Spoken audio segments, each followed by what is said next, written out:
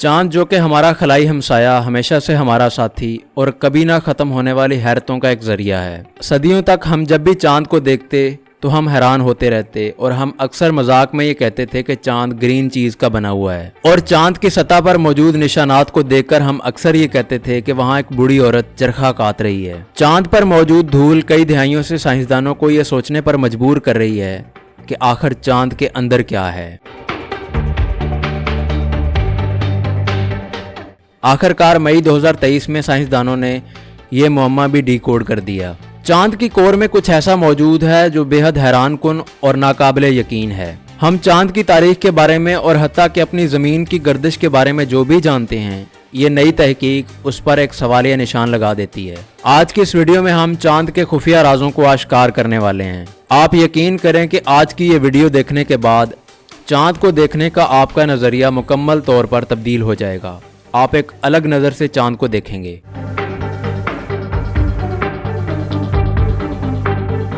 आइए 1970 की दिहाई में वापस चलते हैं, जब पहली बार इंसान ने चांद पर कदम रखा।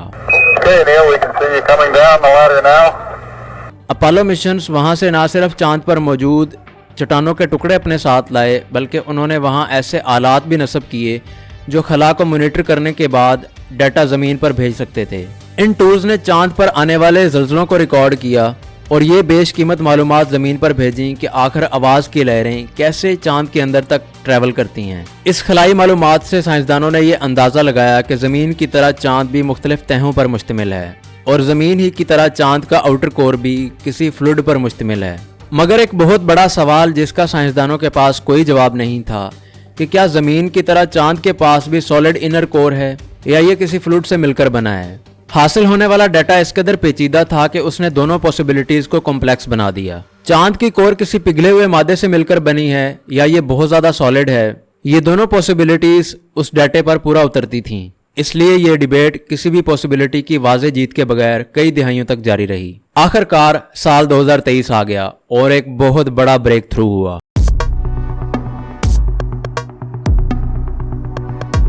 दो 2023 में एक माहिर फल्कियात आर्थर ब्रेड और उसकी टीम ने इस डिबेट को हमेशा के लिए सेटल करने का फैसला कर लिया। उनकी स्ट्रेटजी ये थी कि उन्होंने कई दिहाइयों तक चांद से हासिल होने वाले डाटा को जदीद तरीन कंप्यूटर मॉडल्स की मदद से इकट्ठा किया। उन्होंने सिर्फ अपोलो मिशन से हासिल होने वाले डाटा पर ही इन्हसार नहीं किया, बल्कि उन्होंने चांद पर लेजर रेंजिंग एक्सपेरिमेंट्स भी किए। उन्होंने अपोलो के खला नुर्दों के इस्तेमाल करदा रिफ्लेक्टर्स की मदद से चांद की मूवमेंट को बड़ी प्रीसाइजली मेजर किया। इन मुशाहिदात की मदद से उन्होंने चांद की डेंसिटी और उसके इनर स्ट्रक्चर को बेनकाब किया। चांद के ज़मीन से फासले में होने वाली वेरिएशन से हासिल होने वाले डाटा ने यह बताया कि यह सब कुछ ग्रेविटेशनल फोर्स के साथ इंटरेक्शन की वजह से है। इस डाटा को बेहद एडवांस सिमुलेशन में फीड करने के बाद उन्होंने चांद की कोर के बहुत सारे मॉडल्स को टेस्ट किया और ये जानने की कोशिश की कि कौन सा मॉडल डाटा से बहुत ज्यादा मुमासलत रखता है। तो फिर नतीजा क्या निकला?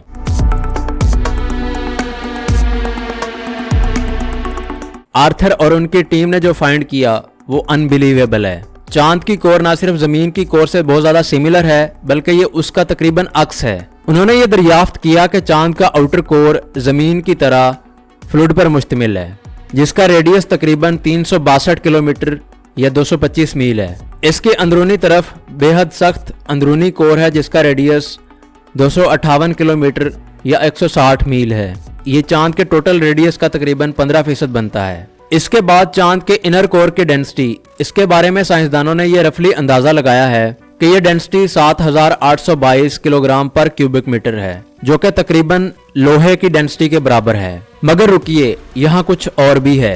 मैं आपको ये बताना चाहता हूँ कि यह दरियाफ्त मुकम्मल तौर पर नई नहीं है। 2011 में नासा के रीनी वेबर और उनकी टीम ने अपोलो मिशन का डाटा इस्तेमाल करते हुए ये कहा था कि चांद का इनर कोर बेहद सख्त है और उस वक्त उन्होंने भी चांद के अंदरूनी कोर को मेजर किया था। उस वक्त उनकी मेजरमेंट के मुताबिक चांद के इनर कोर का रेडियस तकरीबन 240 किलोमीटर था और उसकी डेंसिटी 8000 किलोग्राम पर क्यूबिक मीटर थी।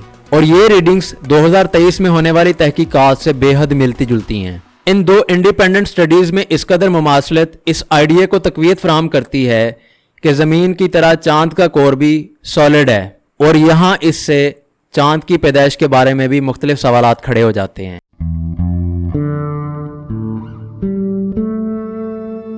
अब सवाल ये है कि ये अहम क्यों है कि चांद के अंदर क्या है। ये अहम इसलिए है क्योंकि सवाल का ताल्लुक सिर्फ हमारे चांद से ही नहीं है, बल्कि ये हमारे सोलर सिस्टम की तारीख के बारे में भी हमें बेशकीमत मालूमात फराहम कर सकता है। 3 ऐसी बड़ी वजूहात हैं जो इस दरियाफ्त को अहम बनाती हैं। आइए उनको डिस्कस करते हैं। Number 1, the moons magnetic field. कई बिलियन साल पहले चांद के पास भी जमीन की तरह बेहद पावरफुल और स्ट्रॉन्ग मैग्नेटिक फील्ड हुआ करती थी, लेकिन 3.2 बिलियन साल पहले यह मैग्नेटिक फील्ड कमजोर पड़ना शुरू हो गई। ऐसा क्यों हुआ? साइंसदानों का ख्याल है कि इसका ताल्लुक चांद के कोर में होने वाली तब्दीलियों के साथ है।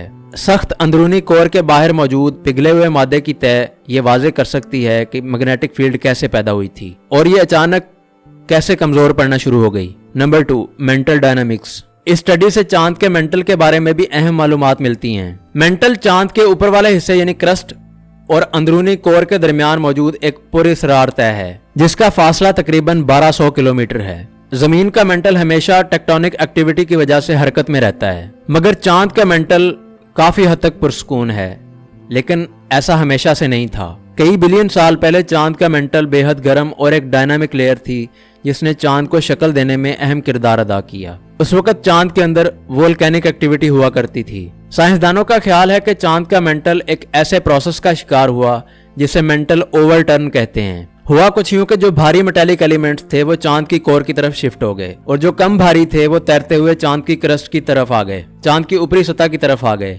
लेकिन जैसे जैसे मेंटल ठंडा और सख्त हुआ तो ये वोल्केनिक एक्टिविटी भी रुक गई और चांद एक पुरसुकून फेज में दाखिल हो गया।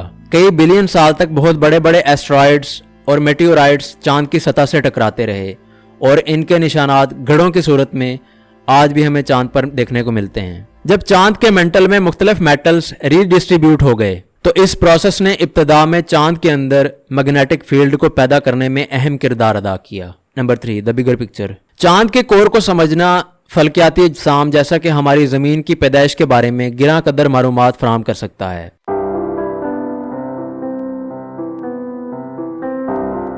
दोस्तों, इस दरियाफ्त की टाइमिंग शायद ठीक नहीं है। इंसानियत मून एक्सप्लोरेशन के एक नए दौर में दाखिल होने की तैयारी कर रही है, जैसा कि नासा का आर्टेमिस प्रोग्राम, जिसने दोबारा से अपने खलानुर्दों को चांद पर भेजने का फैसला किया है। मुस्तकबिल में चांद पर जाने वाले मिशंस बेहद जदीद सीज़मोमीटर्स का इस्तेमाल करेंगे और वो इससे चांद के कोर के स्ट्रक्चर को बेहतर तौर पर समझ सकेंगे। ये टेक्नोलॉजी हमें चांद पर आने वाले ज़ल्ज़लों, आतिशफिशाओं और चांद की जमीन के साथ ग्रेविटेशनल इंटरेक्शन के बारे में अहम मालूमात फराहम कर सकती है। मुख्तसर ये कि चांद के इंटीरियर के बारे में हमारी मालूमात स्पेस एक्सप्लोरेशन को बेहतर बुनियादों पर उस्तवार करने के लिए हमारी मदद कर सकती है।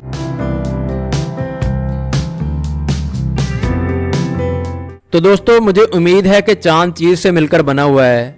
ये मिथ का मुअम्मा भी हल हो गया होगा। चांद के पास बहुत ज्यादा भारी और आयरन से भरपूर कोर है जो कि हमारी जमीन से मिलती जुलती है। इस दरियाफ्त ने ना सिर्फ सदियों पुरानी बहस का खात्मा कर दिया है, बल्कि इसने चांद की पैदाइश, उसकी मैग्नेटिक हिस्ट्री और सोलर सिस्टम में उसके किरदार पर भी अहम सवाल खड़े कर दिए हैं। अब जब दोबारा इंसानियत चांद पर जाएगी तो ना जाने कौन कौन से राज अफशा होंगे। लूनर एक्सप्लोरेशन का एक नया बाब अब शुरू होने को है। तो दोस्तों, आज का ये इंटरेस्टिंग वीडियो आपको कैसा लगा कमेंट सेक्शन में हमें जरूर बताएं। अगर इस वीडियो से आपको कुछ नया जानने को मिला है तो इसके लिए एक लाइक, एक शेयर और एक सब्सक्राइब तो बनता है। आपसे मिलता हूं मैं अगली वीडियो में। तब तक के लिए अवैस अहमद को दीजिए इजाजत। अल्लाह निगहबान।